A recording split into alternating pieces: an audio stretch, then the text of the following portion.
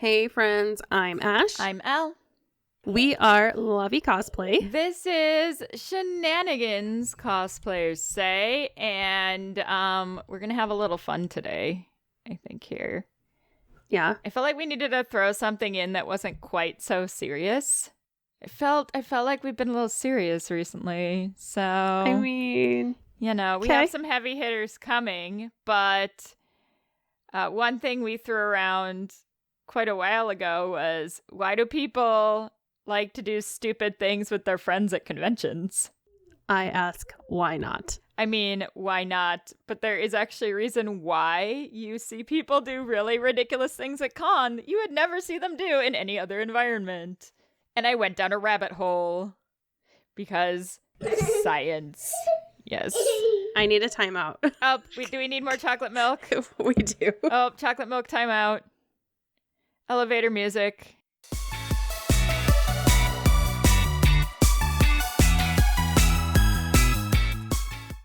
Okay, the world is no longer ending. We now have chocolate milk. And fruit snacks. And fruit snacks. Okay. Yes. Well, that's good. That's good. We have fruit snacks and chocolate milk. I feel like if we had more fruit snacks and chocolate milk, maybe people wouldn't do as many crazy things as they do at con. I mean, maybe. Just bribe them all with fruit snacks and chocolate milk. I mean, we all know it's fun to do stupid things with your friends. Obviously. Most of us wouldn't be in this hobby if we didn't like doing stupid things with our friends, let's be honest. That's a mood. I mean, it's a mood. And you don't really grow out of the enjoyment of doing stupid things with your friends. Yeah, some people just are like, societal expectations are so boring. I mean, they are. It's fun to act a fool. I don't want to be an adultier adult. Right? It's even more fun to act a fool when you're in an environment that supports you acting a fool. That's true. Which conventions 100% do. Yes. The whole place. Well, because the advantage is you already know you are in an entire space with like-minded individuals. So you've already removed that issue. Like, there's already that familiarity there, which just leads itself to more easily building upon these crazy group happenings that occur. Yeah, you already have at least one thing in common. Well, right. So it's like, and a lot of people go to con because they're trying to, escape the societal expectations that we have in our everyday lives. So they're there to let loose. They're there to allow themselves to be more susceptible to these group patterns and do crazy things. And do crazy things. And a lot of the times they are also drunk. I mean, you're not wrong. Especially at some of the adultier cons. Villa parties at Colossal Con. Need I say more? Just add booze. Just add booze. So there actually are some... So of course we did our science, right? So there's actually a couple scientific reasons why this happens more often in a convention environment than it would otherwise. Please tell me. Well, and honestly, the villas is kind of like the groupthink concept. So explain to villas to people that... So if you don't know what the villas are, our young listeners probably don't need to know what the villas are. But for our more adultier adults, the villas are these like essentially apartments at the Kalahari resorts. Yeah, they're like townhouses. They're basically townhouses. They hold like 20-something people in them. And what happens is people rent these for Prime, and then they do massive parties in them. And these parties are known for being out of control. Well, and the villas themselves, they're not right next to the rest of the hotels. So you have a little bit of physical separation from like the normal hotel staying people. Yeah, they're like set kind of off on their own. You don't accidentally wander into the villas. No, you are there on purpose. You can't accidentally wander into a villa party. Like, you have to seek out going to the villas to go to the villas. But they're known for being absolutely out of control. Like, that's usually the goal of people that choose a villa to have a party, is to how more out of control can I be than last year's villa party. Like, that's the goal of the villa parties. Whether that be alcohol or other activities, that is the goal of the villa party. So, and we have never stepped into one. We have heard the stories of the villa parties. So if that's not actually what you all do, and you all sit around like playing backgammon, you are doing a great job on your PR campaign. I mean, I hear that. I mean, they were throwing around the possibility of one villa being like a super chill party and not being crazy on the Colossal Con 21 Plus group. I feel like that would be really, really difficult to pull off, though, with the amount of chaos surrounding you. Because people come to Colossal Con wanting chaos. Yes. Like, you go to Prime because you want chaos. It's like Dragon Con. You want chaos. Like, you are going expecting the wild things to happen. You are going because you want to have that opportunity to let go of those expectations and be part of the group and do the crazy group things that these conventions are known for. Like, that's what they're known for doing. They're party con. And there's nothing wrong with party con. We love Colossal Con. So, I mean, Colossal Con's great. But that comes from some of these different group psychologies. So one of the big ones that happens is groupthink. And that's basically the practice of thinking or making decisions as a group. But it's done in a way that discourages creativity or individuality or individual responsibility. So, like, no one is individually responsible for what the group does as a collective. So there's this, like, facade of invulnerability that happens that make people feel safe to do poor decisions. Like, you know, I'm going to make something up right now, but, you know, 10 people drink a lot of alcohol and then try to jump up and down on the arcade equipment as fast as they can. Like, there we go. But together, they're like, well, you can't stop all of us, so we're just going to do it.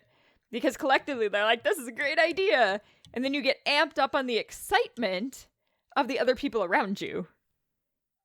When I was in high school, this was 100% a thing that happened between our, like, I'll say warring high schools, because there were 5 high schools in the city I went to high school in, and people would get drunk and then take the head off of our mascot, like the statue, like the physical, like, stone statue. They would remove the head off of it.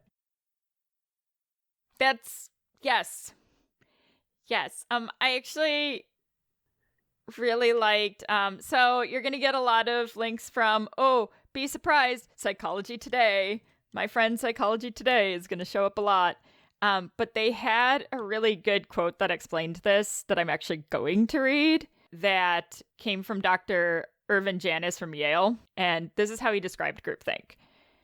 I use the term groupthink as a quick and easy way to refer to the mode of thinking that persons engage in when concurrence seeking becomes so dominant in a cohesive in-group that it tends to override realistic appraisal of alternative courses of action.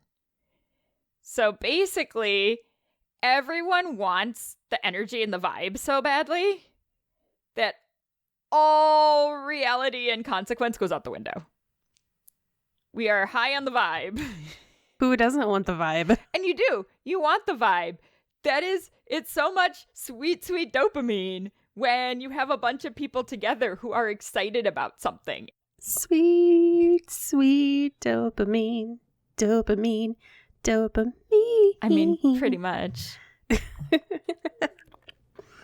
But what also then happens in response is that moral judgment and concern about consequence completely goes out the window, which is how you'll get really big group things and then later go, ooh, was that a good idea? Obviously, at the time. At the time, it sounded like a great idea because there was no, like, individual consequence. It's like, well, we're all doing it together. You can't stop all of us. It's kind of how it goes. And then it spirals out of control. But it's like you're feeding off each other's vibe. Everybody's getting excited. You're excited. This sounds like a great idea, and you go for it. But this can also relate to what we see sometimes with peer pressure. Can be part of groupthink. Don't bring down my vibe. Right, I know. But if the majority is doing something, you may feel compelled to do it to fit in with the group. So some people that fall into the groupthink are going to be doing it because of peer pressure that they feel. So they feel like, well, everyone else is doing this, so I should probably do it too. Don't be a buzzkill. Don't kill my vibe. Which isn't necessarily a great thing either. Well, no. I mean, one of the big group things that I think of is too many thinks in a think. It's like a tongue twister. And a think. The things that I think about when thinking about groupthink. It's like a theater tongue twister. Say it 5 times fast. I can't. The things that I think about when I think about a groupthink, I can't do it. It's not going to work. Try again. I can't even do it now. I can't do it. The things that I think about when I think about a groupthink. You could put some beats behind that. It could turn into a...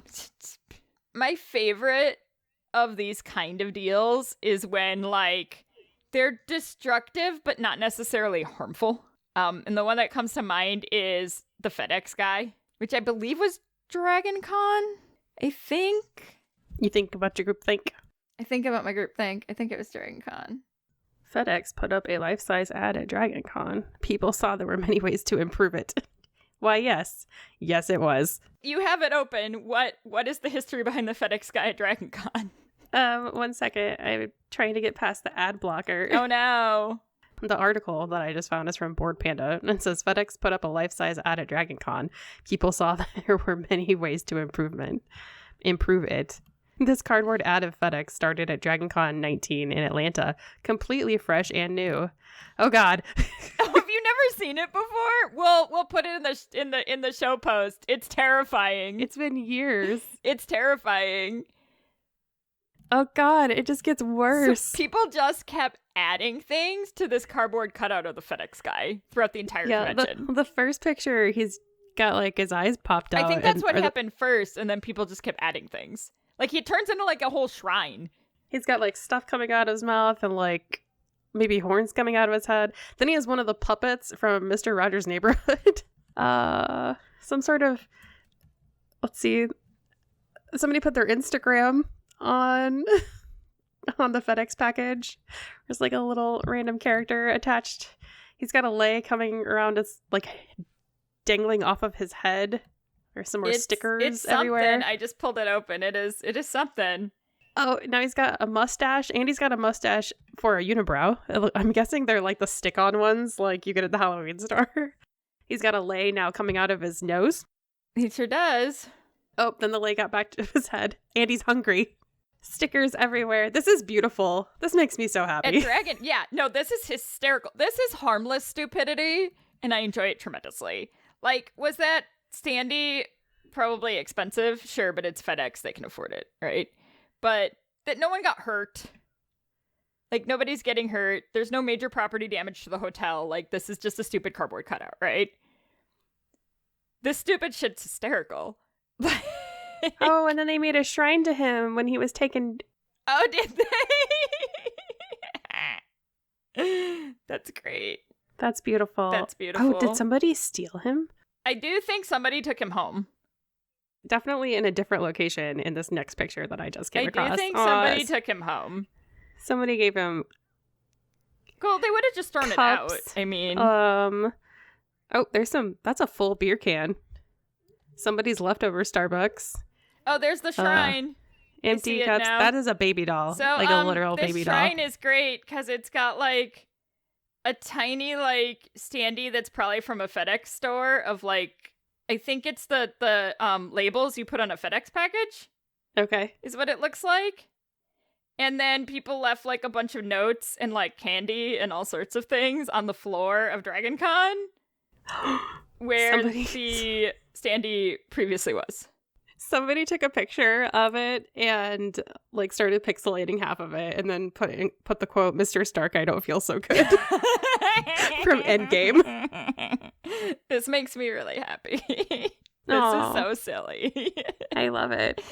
But like, this is beautiful. So, I mean, no one got in trouble for doing this. Like, it's absolutely ridiculous. There's complete loss of moral judgment. Nobody's worried about it, right? But you pass this, and your inclination is to be like, I need to add something to that. Oh, yeah. You're like, I want to be part of the inn. And there's no notoriety involved, except for that person that put that sticker with their Instagram on it. It's just a collective existence. Yes. Like, it's nothing by itself. It is part of that collective existence, but that's what also gives you that invulnerability. You're not going to get in trouble. There's no way for anyone to know. They can't blame it on one person because the collective group think decided to do it. Like, it allows you to feel safe to make decisions that you probably would not make otherwise. $5 make you holla. Because you wouldn't make this decision at a regular FedEx store in your neighborhood. Like, you wouldn't do this. You and your friends would not go into a regular FedEx store. Well, okay, I can't say that no one's friends would, because I know some teenagers that probably would, but most people wouldn't think about this. In most senses, you wouldn't be like, I'm going to take a bunch of stickers and go to my regular FedEx store and stick stickers all over the FedEx guy, or I'm going to go to my mall and do that. Like, you're not... It's the environment that is con that allows for that sense of safety and autonomy to be able to create something as beautiful as the FedEx guy. Because it's hysterical.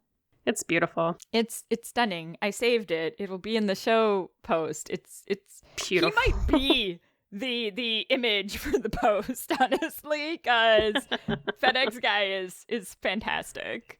But that's where this comes from, is this idea of, like, it's quick, it happens, you're concurrently seeing that this is occurring, like, it just sort of is.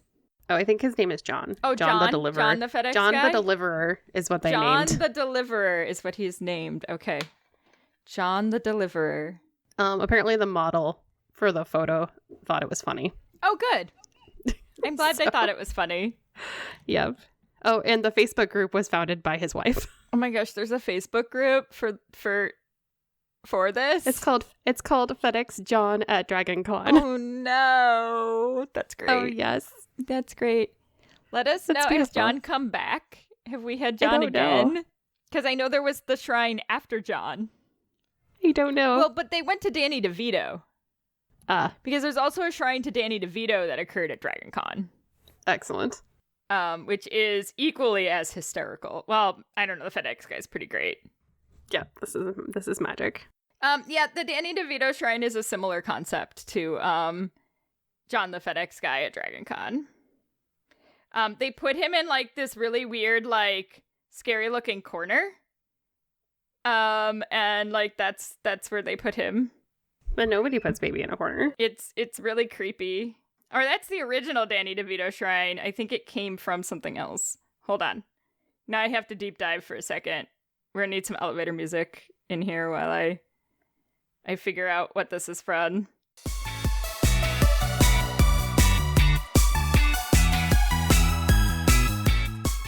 Hidden behind a paper towel dispenser at a SUNY purchase, a shrine to Danny DeVito lurks in a creepy, unfinished room.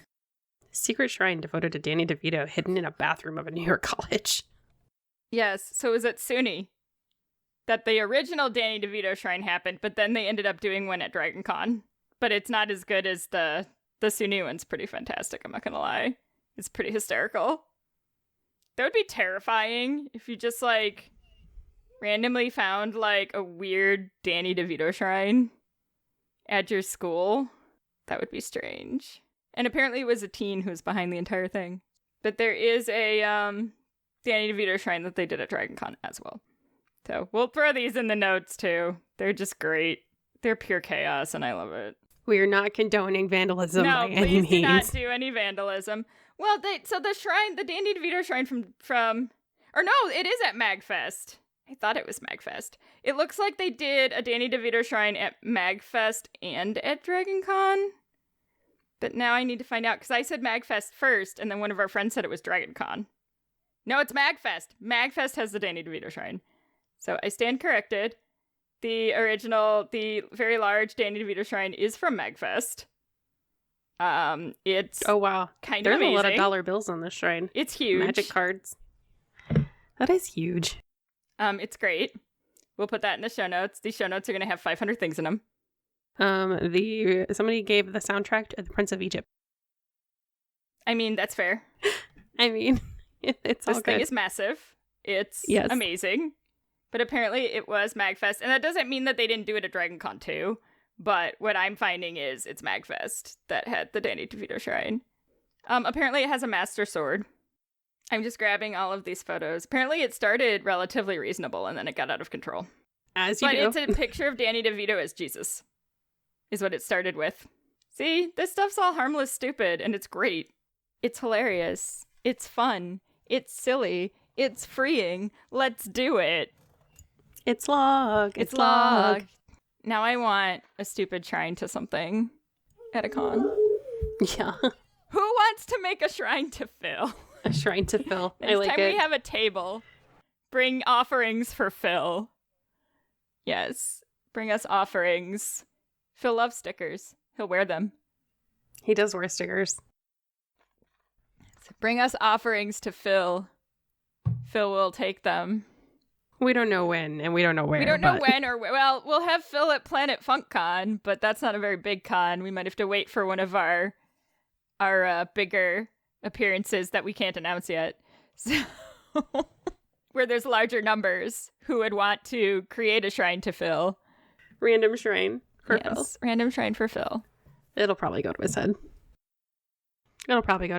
Yeah, probably. I mean, Phil already thinks that they're like the main point of this podcast, so... I mean, they are. It's true. That's why everyone wanted pictures with Phil and not us. Phil's the real star here, I mean, that's let's be true. honest. Goodness. So the other group concept that you will see a lot at con is called group flow. What you mean we went down a rabbit hole and off on a crazy tangent? We did go off on a crazy tangent, but Bring now it back. you all get to know the beauty that is the FedEx Guy and the Danny DeVito Shrine. So we're just talking about things interspersed rather than talking about them at the end like we were originally going to. So it's not quite a tangent. It's a related tangent. Yeah. Related tangents. Whatever you have to tell yourself to sleep at night. So group flow is when group members can emerge together in an interdependent task that all members are satisfied with. So basically everyone gets really absorbed in what they're doing and they lose awareness of like themselves and everything else because the tension is focused on that challenging activity that you're doing together and creating a sense of like well-being and like you are in sync. You will see group flow a lot with theater groups, dance groups, ball teams, people that tend to be around each other frequently. It'll be people who have similar backgrounds, interests, and some type of common goal. So that excitement and that passion for that goal is what fuels the flow. The very first thing I thought of when you were just talking about that was when I used to LARP. Yes. And when we get that collective immersion Yes. of what's going on around us. And that's the first thing that I thought of was just that, like, we're all here experiencing this as if it were real, because it is to a certain extent real to us, being immersed in that environment, and everybody can see what's going on. Oh, or Hook, when they're all eating the food and they have the food fight. Yes, that's what I think of for this. We get this a lot between the two of us because we've known each other forever and we've been performing together for 10 years. And people are like, you can tell that you guys have performed together for a long time. And it's like, yes, because we can just go and we can trust our group flow to get us through whatever we're doing. Like that's Fake it till you make it. Well, but you're not faking it till you make it. It's what kind of. I mean, a little bit. There's always a little bit of that. But it's just we are able to sync our creativity and our thought into one cohesive group. Yes. So the reason that group flow can happen quickly at conventions is because the environment and the people present allow for that instant connection to occur. Because you already know the people around you have something in common with you. Like, you're all there for a similar purpose, so that makes group flow easier to have happen. So typically you need, like, familiarity, which can be like a common language and knowledge base. So if you're at a fandom convention, what are you going to have? People that speak in memes. Yes, a common language and a common knowledge base. There's probably some common goals involved, like having a lot of fun and feeling free in this environment. And not being an adultier adult. Group flow allows you to feel free to do what you want. It allows you to be engaged fully in the here and now. So when you're in group flow, you're not worrying about the past or the present. You're just worried about the now.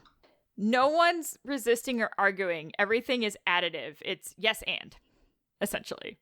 No one's wanting to try to stop something or argue about something. Everybody's just saying, yeah, and let's do this. Yes, and let's do this. And yes, let's do this. And yes, let's do this. And yes, let's do this. And you're just adding on to each other. So there's that easy, fluid communication and equal participation that's occurring that keeps the group flow going. But there's also an element of risk when you get into group flow, which makes it exciting. So that little bit of risk, like we don't know what's going to happen, but we're going to do it, gets that engagement up. And then when you have that sort of like group idea of there's nothing that like, it gives you that like invisibility. It's kind of like, you know, when Frodo puts on his ring, something he can do whatever he wants kind of deal. Gives you that safety, sense of safety. Well, and you had a really good example from like eons ago. Oh, yeah. So, and I just thought of another one. So when we were at Anime St. Louis in 2014, 14, I think it was 14. We were dressed as a bunch of characters from Hetalia, and there was a really large, like, impromptu Hetalia meetup outside in the parking lot, and they were playing this game that had this song attached to it. And so we're like, well, this looks like a grand time. So we all joined the circle and just kind of watched it until one of us got picked. And then we just kind of went with it. And it was amazing. It was super fun. We were at a show about a month ago, and then randomly somebody said like a quote.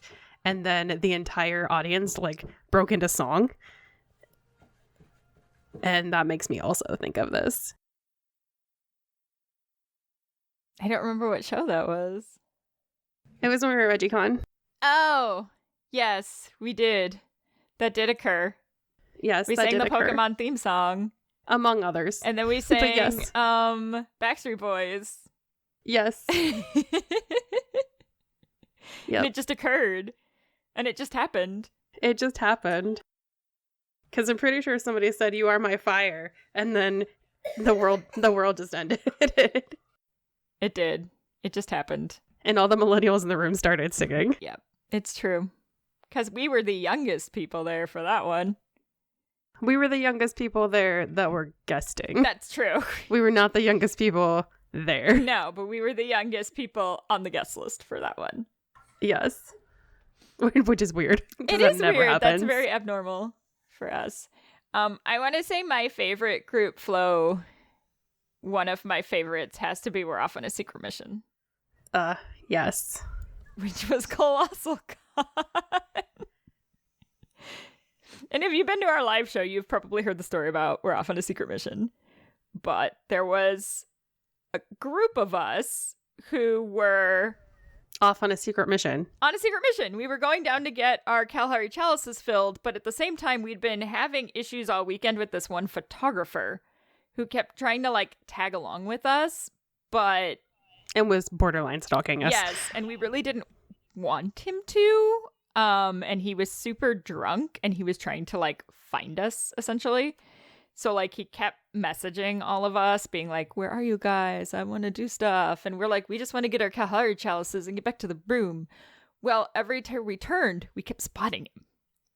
So we're like, what do we do? Because we need to get back to our room, and he knows where our rooms are. It's like, we try to go to one of our friends' rooms, at least, so it's not like... Because our room and their room were on the same floor, but on opposite sides, I believe, is what it was. So we're like, what do we do? How do we, like... We tried to go up the elevator. We can't go up the elevator. Like, he's there. Like, what do we do? And we end up going through the stairwells, and we keep going. We're off on a secret mission. We're off on a perfect plan. Which I believe was inspired by Avatar. Yeah, it was like a good 20 minutes of just pure shenanigans. Because we kept going through these hallways, and then we would peek out the door, and we were positive we saw photographer-shaped legs on the floor by the elevator waiting for us to get out of this elevator. So we're all like, what do we do? How do we get out of this elevator? How do we get out of this stairwell to get to the rooms? So we, like, went to another stairwell so we could get further away, and then we each had to, like, sneak into this room. Like, by the time we get in this room, we're dying. We are all dying because it was the most ridiculous thing. But it still makes me really happy. Yes, apparently they were so drunk that they were sleeping in the hallway, which is why we saw legs. That is why we saw legs. Yes, they got up there to try to wait for all of us, but yeah, we went up the stairwells. So after we said that we weren't hanging out. That's right. We're like, oh, we're all not hanging out together. Little stalkery. Yep. We needed our Kalahari chalices, and back then the Kalahari chalices were like double the size. So now they're tiny, and they won't fill the old ones, by the way. I know. So when we go to Colossal Con, they won't fill that one we have anymore. We'll still bring it with. It's going to hang out. But we have to buy the little ones now. It disappoints me. The big one's better. They won't even fill them. They won't even fill them like you could fill it to the size of the small one, but they won't let you use them anymore. You have to buy the little one. Oh, see, when I bought stuff before our live show, because we were working, I didn't want to drink alcohol. So I asked if they could do it virgin style. And they said the only thing that I can do is I can sell you this size. And I was like, okay, how many of those do I need to fill this?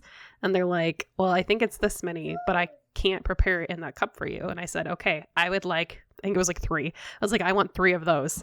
So they made me 3 of these little paper or plastic cup ones. And then I dumped them into my chalice. So that was okay. Oh, okay. I could put it in my cup, but the person serving it was not allowed to put it in my cup for me. There's a way around it. It's just, I mean, we probably need a new cup at this point anyway, but our cup's probably looking a little sad. It's an old cup. I mean, it's not used very often. It's just not old. Used very often. It's just old. But yes, that's apparently been a thing for Prime. Everybody's going, remember, they won't fill the old cup. Nope, you just don't get the... So you can do it if you fill it yourself, if they give you a bunch of cups, and you won't get free refills if you use the old cup anymore. Yeah, that's the problem. So that's why you need the new cup, because you can't get it's not free refills, they're discounted Discounted refills. But you won't get the discounted refills unless you buy the new cup. Yes. Well, that's a later problem. We're not going to Prime this year. So. That's a future problem. That's a future problem at Colossal Con. I guess I'll have to get a new cup. I don't know. Or Kalahari's in general. Because, Kalahari's. Right. Well, there's now 4 Colossal Cons. So. 4? Yeah, there's 4. Yeah, 4. Yeah. 4 or 5, I don't know. There's not 5, there's 4. I don't think there's 5. Did they get rid of the cruise? Oh, there's cruises. So I guess technically then there's 6, because I think there's 2 cruises. I don't know. I haven't heard much about the cruise. I don't know. I'm out of the loop. I don't know. But this isn't about Colossal Con, so it's okay. No. But speaking of Colossal Con, there's also the thing called mob mentality. Well, that's weird. That's weird. And that's roughly, well, for one, it's the concept that large groups enhance your overall experience, which is true. When you are feeding off the energy of others, it enhances your overall experience. That's why a lot of people feel more fulfilled when they watch a movie or a play live, in a theater rather than at home. Because you're having that sense of enjoying it with other people. And then that can enhance your overall experience. That's why watching a movie with somebody else or a show can enhance your overall experience as opposed to just sitting down and watching it by yourself. Because you're having that collective enjoyment. And since I have not yet. Huh? It's why I have not yet completed the Vampire Diaries. Well, you have not watched the D&D movie yet either. I did go watch the D&D movie. Did you go see it? I did. Very good. I waited for you for a very long time. Well, we couldn't coordinate it, so. I know. Stuff happens. I'm just going to buy it. It's the same price as buying a ticket. So. You might as well. I'm just going to buy it on Blu-ray. And then we can watch it again. And again. And again. Yes. But yes. No, because watching things is more fun. So if I have something that I can con my partner into watching with me, like the Vampire Diaries, I take advantage of that and don't watch ahead, because then he'll stop watching with me if I jump too far ahead. Yeah, that's why we don't watch a lot of stuff together, because he can't wait for me. So. But he also doesn't want to watch Korean dramas, so I'm good. Oh, well, that's his own or problem. gay pirates. Because I'm I rewatching love Gay Pirates. I love Gay Pirates. Because, of course, I'm rewatching Gay Pirates right now. Because we have plans for Gay Pirates. We have plans for Gay Pirates. We have I plans mean, for Gay you're not Pirates. I'm not wrong. Mob mentality does largely relate to larger groups. But basically, people are going to neglect their individual feelings in the process and just adopt the behaviors and the actions of the people around them. So you're just going to kind of fall into this, like, energy and wherever this group is going. This tends to be when people get disorderly and destructive. What? People at cons can be disorderly and destructive? The What are you talking about? larger the group, the more chaotic it gets. I don't believe you. This never happens at a con. Because when people are part of a group, especially a large one, they lose their sense of individual identity. Aww. And then when emotions are high in a large group, that can lead to excitement, which can sometimes get out of control. So that's why behaviors that are usually seen as unacceptable can become acceptable because the group is trying to carry them out. So in that large group, it's acceptable, so now it's fine to do it, kind of thing. So there's just a diffusion of the responsibility. Like, nobody's taking responsibility for what's happening, which is why things that are like unacceptable behavior and destruction can happen, because not one person's going to get in trouble for it. Which is kind of how like the group think works too, but this tends to get a little bit more out of control. Because this is how your fun, silly pranks end up destructive and problematic. You see this with like, I keep thinking of like senior year pranks. Oh, yeah. And how those sometimes get way out of control because they like, when they release like, 100 frogs into a school and suddenly now you have like a massive problem. Like, or when they take apart somebody's car and put it on the roof. Yes. But the big thing I think of with this as far as cons is we hear all the time about conventions getting banned from hotels after having the convention. And that has a lot to do with this destructive mob mentality. Like, oh, well, they destroyed, the upstairs bar last year. We don't want them back. This is why we can't have nice things. Because people get too absorbed into that excited energy. They lose that sense of responsibility and consequence, and then disaster occurs. Essentially. And this is why, as you said, we can't have nice things. This is why we can't have nice things. I do think it's also important to note that most congoers are under the age of 25. Why do I mention this? Because your frontal lobe is not developed until you are 25. So your frontal lobe is responsible for your problem solving and decision making skills, your executive functions. So you are more likely to make poor decisions before the age of 25. This is why college kids go bonkers when they go to college. Because they don't. They go bonkers. They have that sense of the now, but not the sense of the future. Like, future thinking's not a thing yet. Being able to, like, predict and walk through and plan and organize is not fully a thing yet. Until you're 25. This is how I ended up going to school for art and theater instead of something that would get me a job. Because I was 17 and was expected to make this decision for my entire life. For your life, yeah. And then I went back to school when I was, like, 28. After your prefrontal cortex put all the pieces into place and you're like, maybe I should go to grad school. Once everything was developed and I got tired of the entertainment business and went back to school. Well, that's weird. So this is also why you see a lot of chaos at con, because majority of congoers are still under the age of 25. But they can start drinking at 21. That's right. Legally. Decision problems. You say problem. I say creative solutions. To be honest, most of the things that happen at con aren't really they're not a destructive problem. Most of the time they're completely harmless and ridiculous. And it's not really it's a problem, but it's not really a problem. Like, one that was kind of in between. Do you remember Kyle? I do. So Kyle was a hole in the wall that was made at a convention at the Rosemont Convention Center in 2019, which we were not there to see Kyle. We only got to hear about Kyle. We got to see Kyle on social media. We got to see Kyle on social media. So someone punched a hole in the wall in the, I want to say it was the walkway in the skywalk before you get to the skywalk. It was the skywalk between the hotels. And so people started decorating this massive hole. Now, Rosemont was pissed. Let's be honest. They did not take this well. Well, and I don't know. I never heard if the hole in the wall occurred during the con or if it just happened to be there and so they took advantage of it. Okay. Yeah, it was during the con. It was early on in the con, but it was during the con. I'm pretty sure they hadn't fixed it 2 months later when the next con was in the same building. No, I don't think they did. But yes, Kyle got decorated. Because then there was Kyle 2.0. Yes, there was Kyle 2.0. Because they did, they cleaned it up, but, left the hole. I don't completely understand.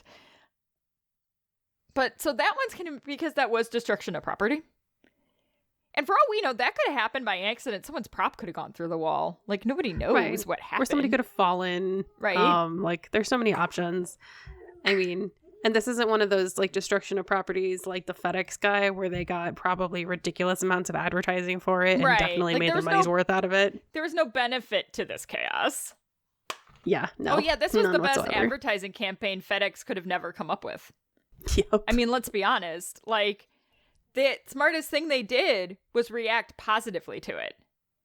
Because it just gave them more fuel. It's like the Arizona tea room. Tea. Mm-hmm. Arizona tea room. Same thing. One of my favorites that still will happen to this day is chair. It will still happen. If you put a chair on a stage, 9 times out of 10, the entire audience is going to start cheering chair. So chair comes from actually a couple different conventions. It's not just one. It happened at Otakon 20 years ago. And Anime Central 20 plus years ago. And we know the ASEN one better than the Otakon one. But basically, a chair got left out on stage for an extended period of time. And I don't remember exactly what happened as far as, if they were waiting for the person to come on stage or what was going on. But everyone in the audience started cheering chair.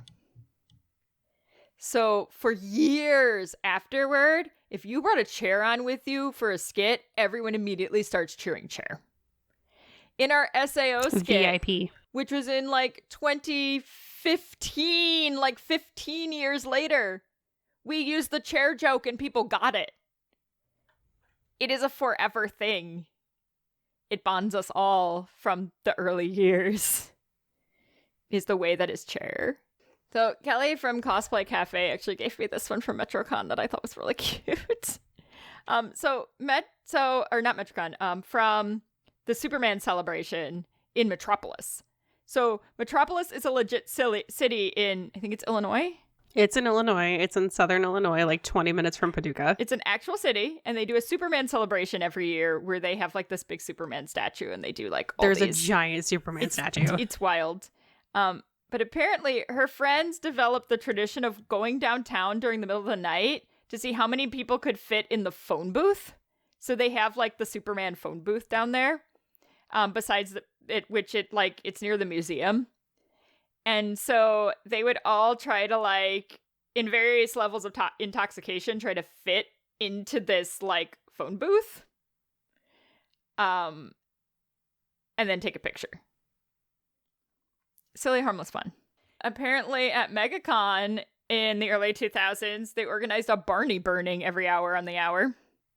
Oh my god. So people would hoot and holler as the stuffed Barney plushie was burned, and then people would fight to try to grab a piece of the charred mess and afterward. What? Apparently this was really weird. What? This was apparently a thing. We are not a happy family. No, apparently not. Wow. Apparently at a convention in Georgia, a guest tried to parkour run up the wall, but ended up putting a hole in the wall. Oh no. A for effort. And so one of my favorites was that apparently Anime Milwaukee had a similar situation at Chair. Okay. But it wasn't until 2014. So a step ladder was briefly awarded Best in Show. Due to the fact that the masquerade ran until midnight and everyone was absolutely stir crazy and there was no crowd control. And so this step ladder was sitting out there and was awarded Best in Show in this process. Oh, no. I've seen some weird things get, like, joke awarded Best in Show before. That does happen.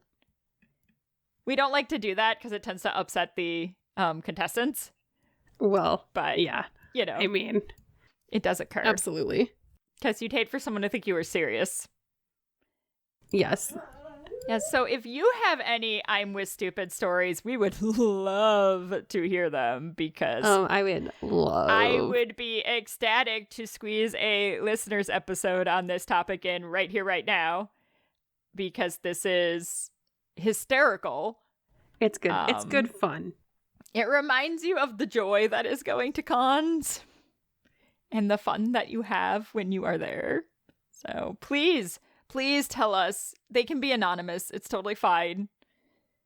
We can do them all anonymously, but we would love to hear your I'm with stupid stories. Yeah, especially don't tell us who you are if it's something illegal.